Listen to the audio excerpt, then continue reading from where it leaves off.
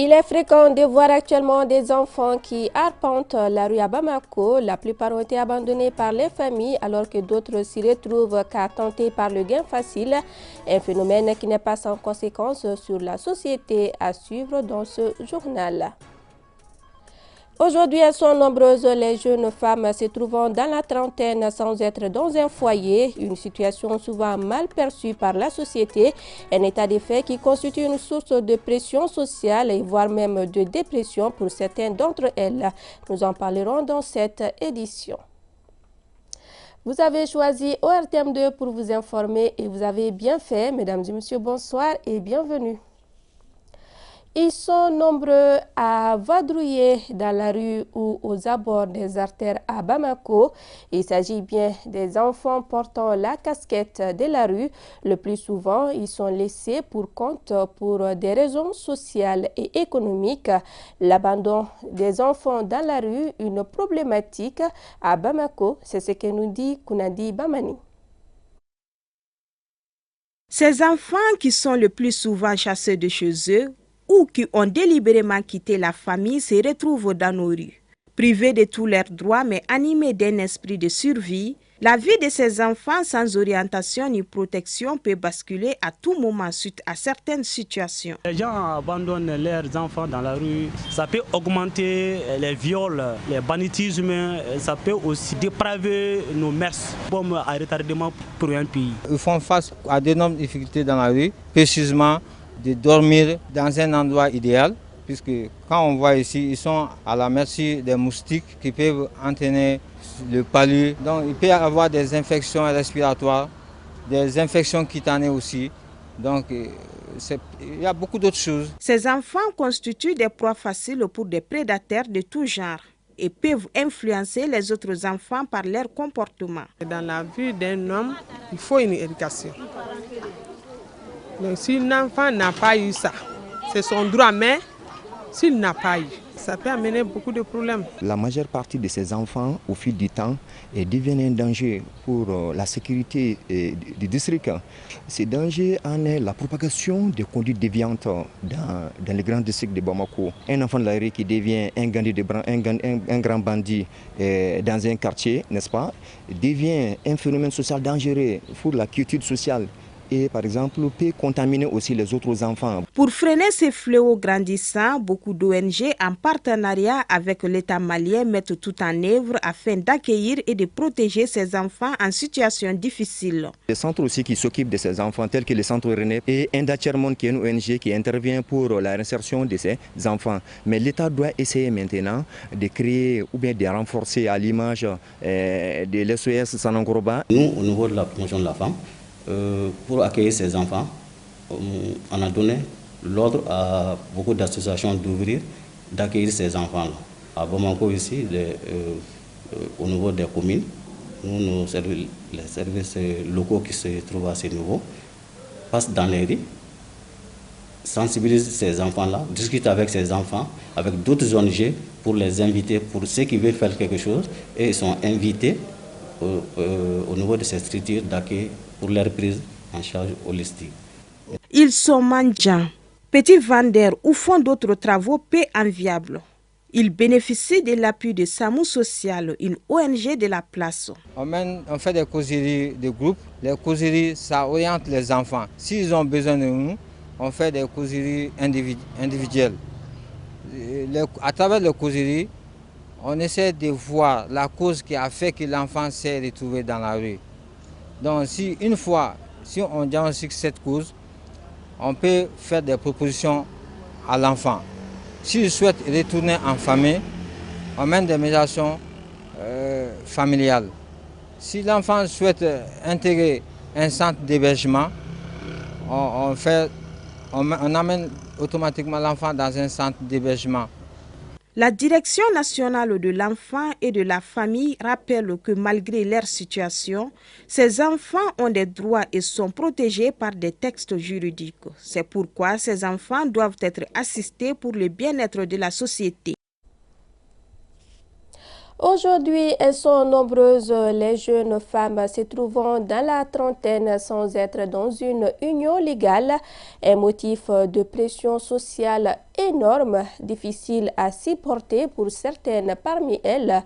Au pire des cas, d'autres tombent dans la dépression. C'est ce qui ressort de ce grand format réalisé par Mamoutou Dante.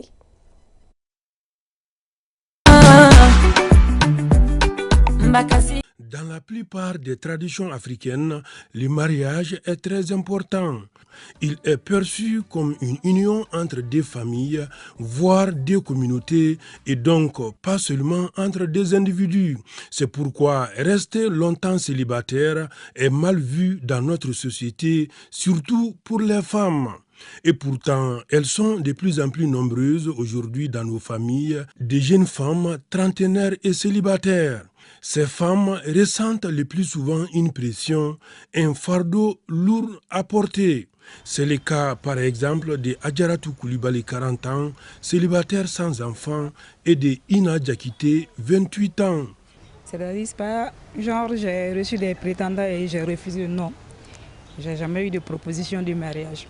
Au niveau de la famille, des amis, oui, j'ai des soutiens, mais bon, souvent, il y a des petites dépressions à mon propre niveau, parce que voir tout le monde partir comme ça et puis tu es la seule à rester à la maison tout le temps, c'est pas du tout facile des fois. Les sœurs qui sont dans mon cas, je leur dis de faire lâcher prise. Oui, si tu as envie de pleurer, tu vas dans ton coin, tu pleures, mais face au monde, tu fais comme il n'y a rien, parce qu'il n'y a rien, c'est Dieu qui détient notre destin, donc on ne peut rien forcer. Dans mes calculs, normalement, à 25 ans, je devais me marier. Et à 30 ans, j'avais mes 3 enfants, la vie était belle. Comme on le dit, l'homme propose, Dieu dispose. Ça, c'était mes projets de vie en termes de mariage. Si tu m'avais dit que mes 28 ans me trouveront, que je ne suis pas dans un foyer, j'allais te dire, toi, c'est pas vrai ça.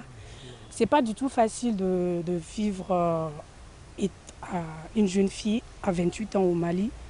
Et surtout, au côté familial, tu vas voir qu'à chaque fois qu'il y a un mariage à la maison ou encore il y a une rencontre entre familles, on va te demander « Ah, notre branguet est où? Notre beau-fils, c'est quand est-ce que tu vas te marier ?» Si tu n'as pas un mental fort, c'est compliqué. Après aussi, côté amis, tu vas voir que tu as grandi avec des amis qui sont là, qui se marient chaque dimanche ou encore dans 2 mois. Au fin fond de toi, tu te dis « À quand pour moi ?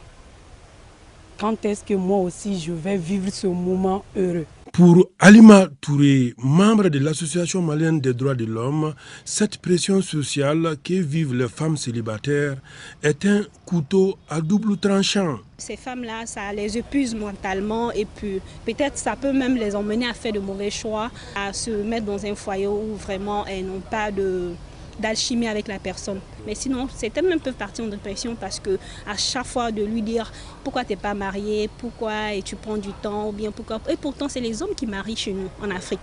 Lorsqu'on atteint la trentaine, qu'on n'est pas marié, pas de folie. Et je pense qu'on ne met pas en prison parce qu'on n'est pas marié. Pourtant, nous sommes nombreux les proches des célibataires qui les jugent le plus souvent en longueur de journée. Nous leur mettons la pression. Nous leur reprochons leur statut que la société trouve anormal. Malgré tout, ce n'est pas des propositions de portes de sortie qui manquent. Et la pression sociale au Mali, même pour les hommes, elle est énorme. Donc j'imagine même pas pour les femmes qui dépassent l'âge de la trentaine. Il faudrait vraiment encourager ces femmes-là plutôt à se professionnaliser et à aller plutôt chercher beaucoup d'opportunités, à être peut-être même pourquoi pas entrepreneur. Avant même de vouloir se marier coûte que coûte ou encore fonder une famille, quoi. Pour la personne qui souhaiterait avoir un mari quand même, il ne devrait pas avoir de matériel pour ça. Ouais. Voilà, vraiment si le mari peut prendre en charge les quotidiens, vraiment je pense que c'est largement suffisant pour que la femme aille dans le foyer. Ouais. Mais voir qu'il faut qu'il y ait une voiture, une villa, ça c'est autre chose. Là, nous, on les qualifie de matérialistes. Il y a bien un moment pour se marier et procréer, certes, mais la société se doit d'être indulgente envers ces personnes en attente de mariage. Le premier conseil, c'est à l'endroit des parents. Il ne faut pas accuser la fille parce qu'elle n'est pas mariée. Parce que quand vous lui créez un sentiment de culpabilité, elle sera obligée de trouver un mari, quel qu'il soit. Donc ce qu'il faut plutôt, c'est de l'aider à faire les bons choix et à lui montrer la nécessité d'entrer en union afin de faire des enfants dans des conditions qui ne porteront pas préjudice au corps de la femme, parce qu'il y a une période pour ça.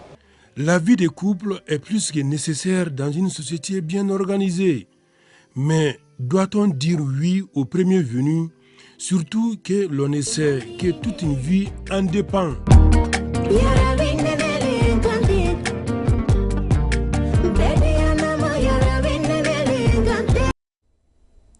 C'est parti depuis hier pour la 4e édition des Journées textiles du Mali, Malifinou, une initiative de l'Alliance des journalistes pour le développement de la culture en collaboration avec le collectif des animateurs et éducateurs du Mali. Ces journées visent non seulement à valoriser nos productions locales, mais aussi à promouvoir la culture dans son ensemble. De nombreux acteurs du domaine venus de Bamako et de l'intérieur du pays y prennent part, chacun proposant une panoplie d'articles. Lala Diahara Touré. Quel que soit le séjour d'un tronc d'arbre dans l'eau, il ne se transforme jamais en crocodile. Une citation de Amadou Ompateba qui nous enseigne que quel que soit son degré d'attachement à la culture d'autrui, on ne saurait l'être. Et pour rester fidèle à cet état d'esprit, l'Alliance des journalistes pour le développement de la culture a initié les Journées textiles du Mali. Nous sommes justement au Palais de la Culture qui porte le nom de cet écrivain de renom, un grand homme de culture. Ce temple abrite depuis hier la 4e édition des Journées textiles du Mali. Malifinou, un cadre d'échange où se retrouvent maintenant pour la 4e année consécutive les artisans de tous bords évoluant dans la chaîne de production des textiles. Il s'agit en l'occurrence des tisserands, des teinturiers, des couturiers, des artistes décorateurs, des cordonniers et j'en oublie volontiers. Je viens de Bandiagara. J'expose les pagnes indigo et les bogolans parce que tout ça, ça parle de Malifinou. Ça permet de mettre la valeur à tout ce qu'on fait nous-mêmes. Voilà.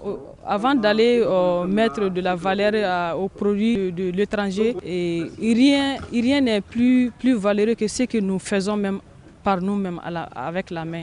Les Journées textiles du Mali constituent une aubaine de promotion des productions locales et par ricochet de valorisation de la culture malienne.